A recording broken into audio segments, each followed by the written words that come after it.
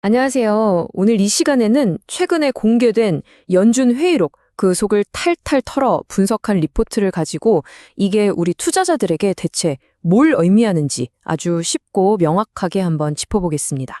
자, 바로 본론으로 들어가 보죠. 지금 시장에 딱 부딪힌 딜레마, 바로 이겁니다. 아니, 경제는 이렇게나 좋은데 도대체 연준은 왜 금리 인하를 망설이고 있는 걸까요? 이 상황을 제대로 알려면 우리가 지금 뭘 보고 있는지부터 알아야겠죠? 바로 얼마 전에 공개된 FOMC 의사록이라는 건데요. 이게 뭐냐면 연준이 모여서 앞으로 돈을 어떻게 풀고 조일까 회의한 내용을 아주 상세하게 적어놓은 기록이에요. 투자자들한테는 연준의 속마음을 엿볼 수 있는 뭐랄까 거의 보물지도 같은 문서죠. 좋습니다. 그럼 첫 번째 섹션에서는 이 의사록에 고스란히 담겨 있는 연준의 핵심적인 고민, 그 딜레마의 정체를 한번 파헤쳐 보겠습니다. 와, 이 슬라이드 한번 보세요. 지금 연준이 얼마나 아슬아슬한 외줄타기를 하는지 한눈에 딱 들어오거든요. 왼쪽을 보면 경제가 너무 좋아서 GDP 성장률 전망치를 막 올려잡을 정도예요. 정말 놀라운 회복력이죠. 그런데 오른쪽을 보면 아주 골치 아픈 문제가 있어요. 인플레이션이 생각만큼 빨리 잡히질 않는 겁니다. 그래서 회의에 참석한 위원들 거의 대다수가 아직 안심하긴 이르다면서 이 끈질긴 인플레이션 위험을 엄청나게 경계하고 있는 거죠. 그래서 시장에서는 이제 금리 내리겠지 하고 기대를 좀 했는데 웬걸요. 의사록에서 나온 핵심 표현은 바로 질서 있는 인해였습니다. 이게 무슨 뜻이겠어요? 한마디로 우리 서두를 생각 전혀 없으니까 괜한 기대는 마. 이런 강력한 신호인 겁니다. 그러니까 가장 중요한 포인트는 이거예요.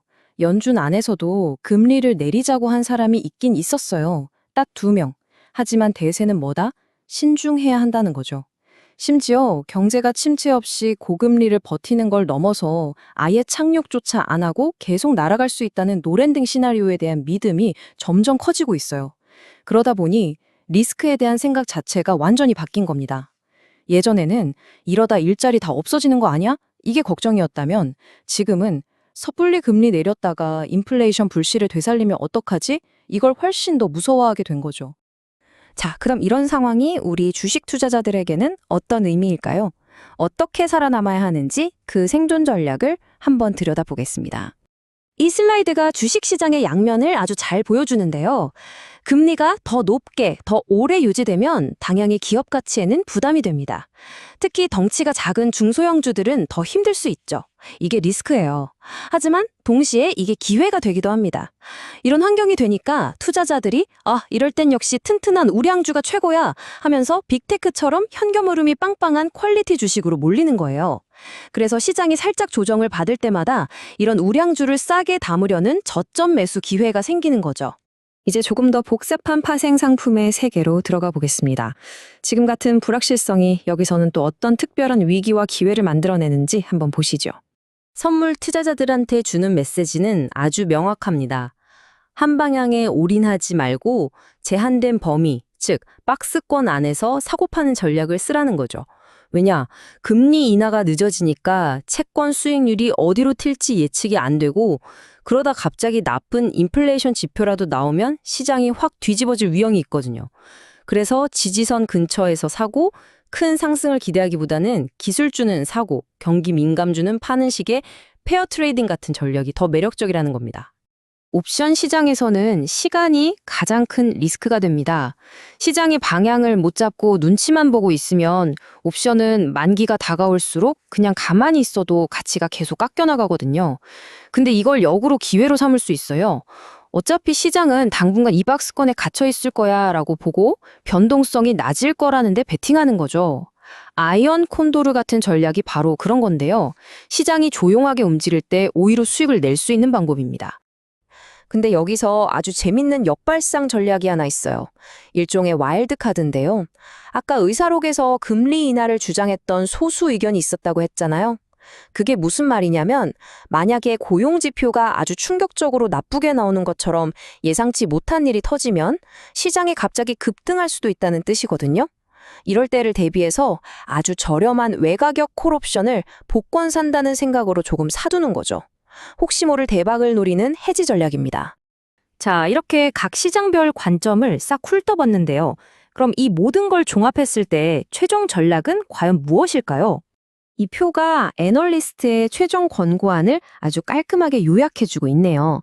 전체적인 추세는 신중한 강세장, 그러니까 경제 펀더멘탈은 튼튼하지만 금리 인하에 대한 기대감은 좀 관리해야 한다는 거죠.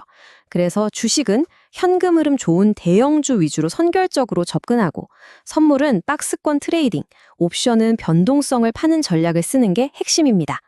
이 모든 전략은 사실 이 개념 하나에 달려 있습니다. 데이터에 기반한 유연성. 이건 연준이 우리한테 대놓고 말하는 거예요. 미리 정해진 길은 없어. 이제부터는 오로지 발표되는 경제 데이터가 모든 걸 결정할 거야. 라고요. 결국 우리 같은 투자자들을 위한 조언은 세 가지 방어적인 자세로 요약됩니다. 첫째, 지금은 공격적으로 방향에 베팅할 때가 아니니 리스크 관리를 최우선으로 할 것. 둘째, 기회가 왔을 때 잡을 수 있도록 현금, 즉 총알을 든든하게 챙겨둘 것. 그리고 셋째, 데이터 하나에 시장이 갑자기 휙 돌아설 수 있으니 당하지 않도록 중립적인 포지션을 유지할 것. 오늘 분석에서 딱 한 가지만 기억해야 한다면 바로 이 리포트가 강조하는 강력한 원칙일 겁니다. 성장은 믿되 금리는 의심하라. 경제의 펀더멘털은 신뢰해도 좋지만 금리 인하 시점에 대해서는 계속해서 의심하고 보수적으로 접근해야 한다는 거죠. 그리고 이것이 우리에게 마지막으로 남겨진 가장 중요한 질문입니다. 이제 모든 것이 데이터에 달린 세상에서 우리 모두는 다음 퍼즐 조각이 나타나기만을 기다리고 있는 셈이죠. 다음 인플레이션 데이터가 발표되었을 때 시장은 과연 어디로 향하게 될까요? 좋아요, 구독 부탁드립니다. 감사합니다.